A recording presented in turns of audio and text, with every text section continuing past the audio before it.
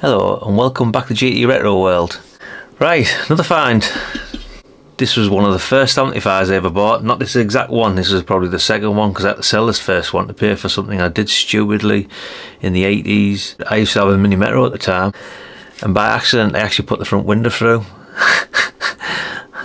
Yeah, them were the days. And to pay for it, I had to sell me CP. I think it was something like 50-60 quid and all at the time to get it replaced, the windscreen. Obviously this covered it near enough. But I bought another one after that, which is this one that you see here.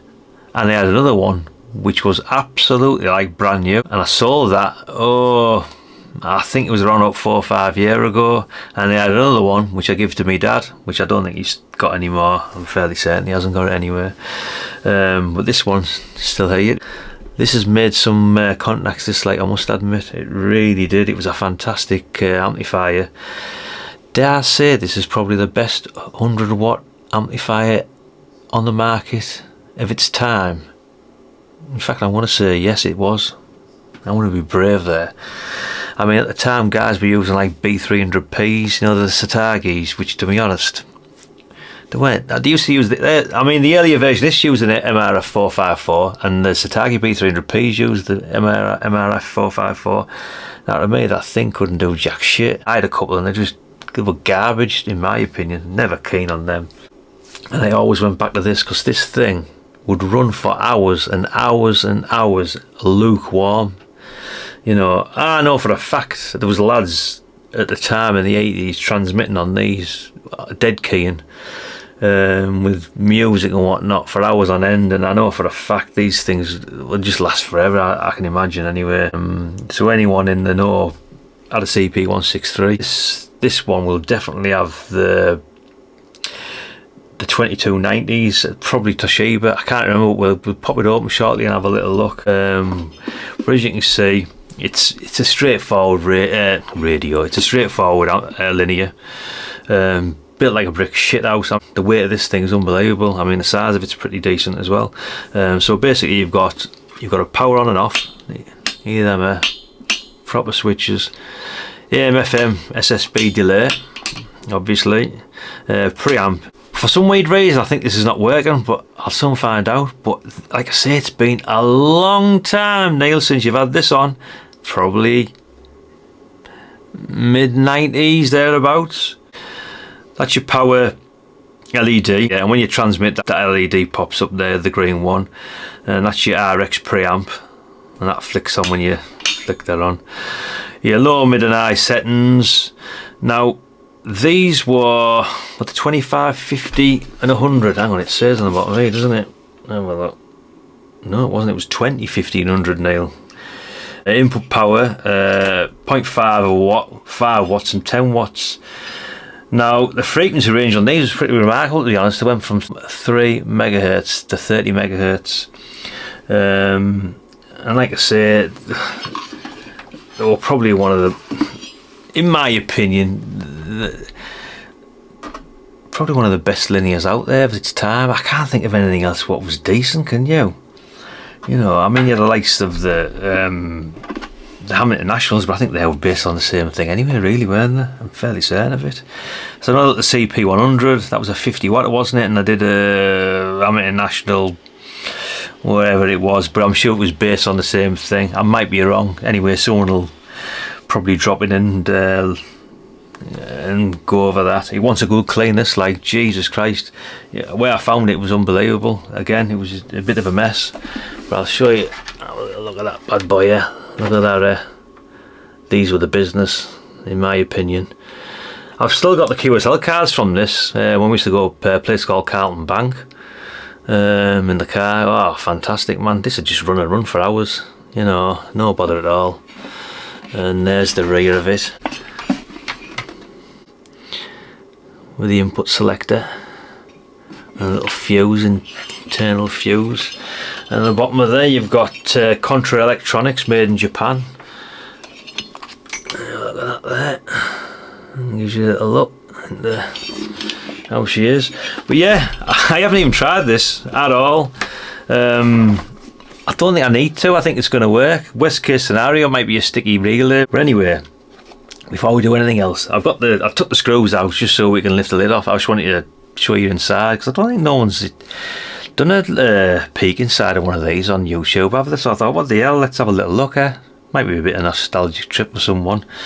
And again, I'm still going through my little journey, my past journey. I uncovered another bloody box this morning as well, which I'll go into detail later. It's just full of scrap rigs, but shocking really. My God. Do you know when you think, shit, why have you kept all this shit so long?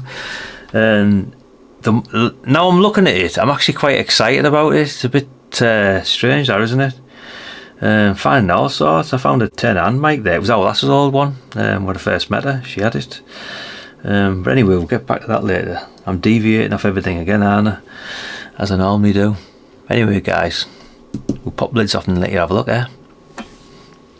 As I thought, there is two 2290s in there.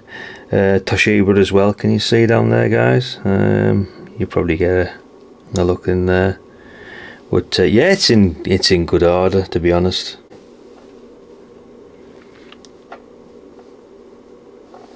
Let's see if we can get you a bit closer in.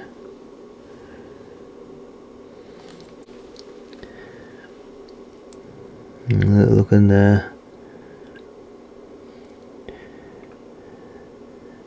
1969 driver there, which will give these 2290s a little punch to get them up and running.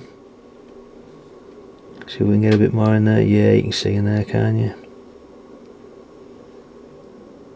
But yeah, it's in there. It looks in fine fettle in there. There's nothing wrong with that at all. Like I say, I don't even know if it works. Anyway, there's a look inside of it. As you can see, she's tidy enough. Do you know what I didn't notice? Look at this mothball.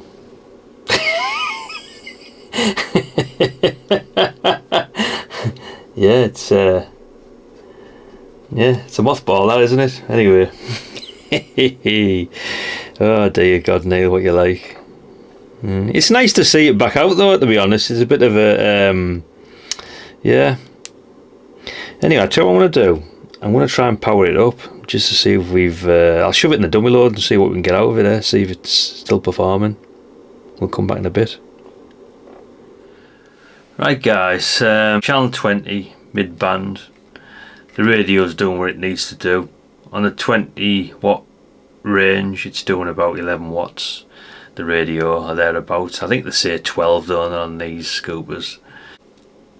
I've tried it, it does work. It definitely works anyway, but I'll show you anyway. I'll hear that clunk there, positive clunk.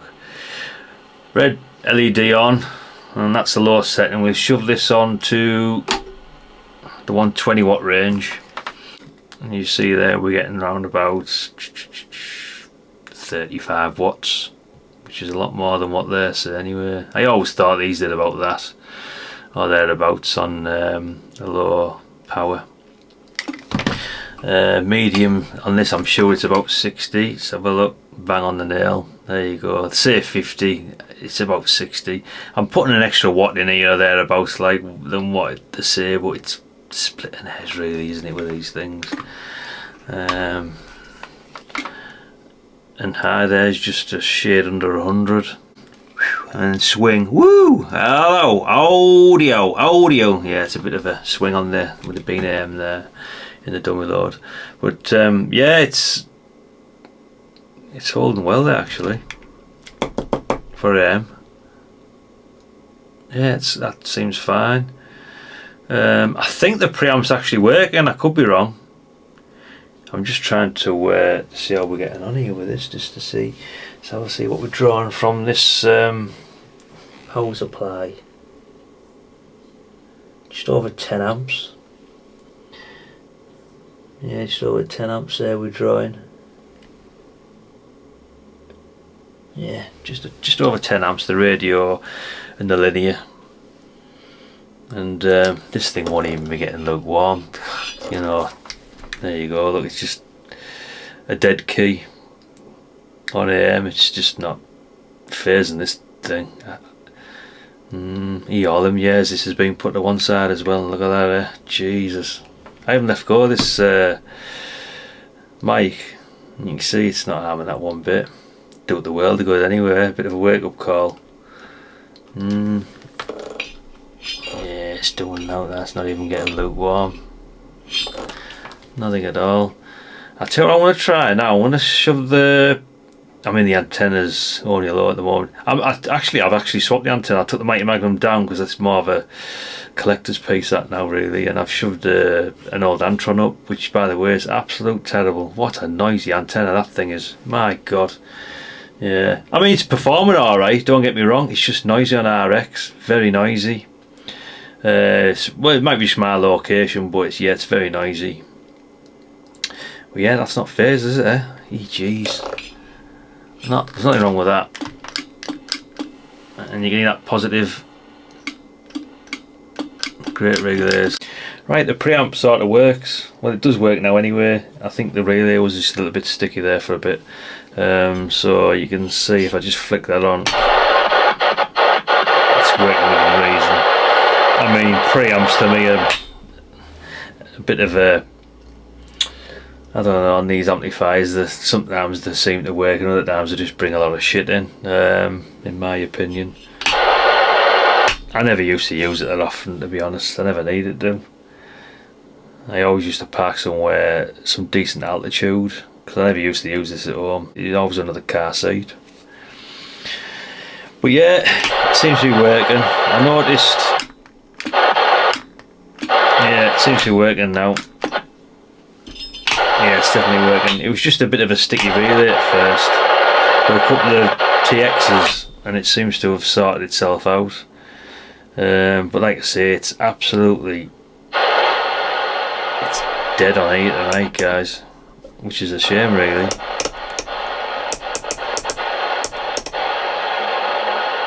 There's a lot of shit getting dragged in. Like I say, these Antrons are a bit... For where I am, out the back of me, I've got like... we're quite high to begin with. We're over 300 foot above sea level. And behind us, there's a 500 plus foot hill full of ore. Which sometimes can have negative and quite positive effects as well.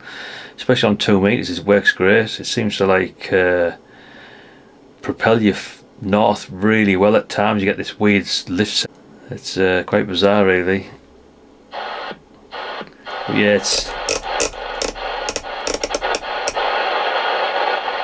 there's bits going on, but nothing. It's just SSB, but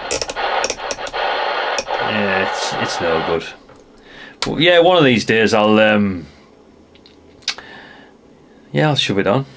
Anyway, guys, that's a little look at the old nostalgic CP-163X Mark II. Like I say, this thing got me around the world plenty of times. Dear God, yeah, it did really well, this thing. In fact, most of the lads I knew had one of these. Like, they were just the one to have. There was a little bit of a stick on the preamp relay, but it seems to have freed itself off. I'll give them a clean down. In fact, the whole unit wants a bloody good clean down anyway, really. But internally, it is really clean. Yeah, I haven't touched it. It's just the way I found it, really. But yeah, fantastic amplifier by CONTRA Electronics. I have no idea who they were, to be honest. I have no idea whatsoever. But they were quite popular over here, like, weren't they? I know the later one he had, which was the newest one, which I sold a few years ago, it wasn't as tall as this. It was identical, but here was a little bit, it wasn't as thick on the top. It was just a little bit, just a tad in it, you know, not much. But yeah, that was immaculate, that, like. But I sold it, you know, when you just start, people asking, have you got this nail, have you got that nail, have you? You know, as people start progressing, coming back on and on and on, they keep asking you for stuff, and I was letting all the good gear go, really. I've still got quite a lot. I've got enough anyway. I can't complain. But yeah, that was a really nice one, a box one, that one. But this is my second one I ever had, and this is the one that I used for years, really. People used to say they used to be a bit filthy, these, like, but I think it was the way they were running the radios, you know. They were just cranking the audio through the roof and whatnot, and just just filthy audio. I mean, to be honest, out down filthy audio doesn't get you anywhere because you can't even hear them. They just sound shit. But anyway, guys, I've gone on long enough here for a little linear. But yeah, it brings back a lot of memories, this thing, like, dear God. This with the red rhino, it's all you needed. Didn't even bother with it. Well, I tell you what I used to like with this is the twin modulator. What a fantastic antenna that was, but it was a bit heavy, so I used to stick with the red rhino a lot. Or the red devil they used to call it, but red rhino was one of the first ones that come out. Might have one somewhere, but I don't think so. I'm still going through my stash, you know, it's quite a lot in storage. But yeah, it was just nice to see this, and I thought I'd pull it out along with that scooper. And yeah. Anyway, guys, on that note, thumbs up wouldn't go amiss, and subscribe if you haven't already, and thanks to everyone who has subscribed up to now. It's really much appreciated. I'm actually enjoying this, you know, a weekly slot. It's something different, and it's getting me back into the radio. Anyway, guys, I'll say it again. We'll catch you later. Thanks a lot.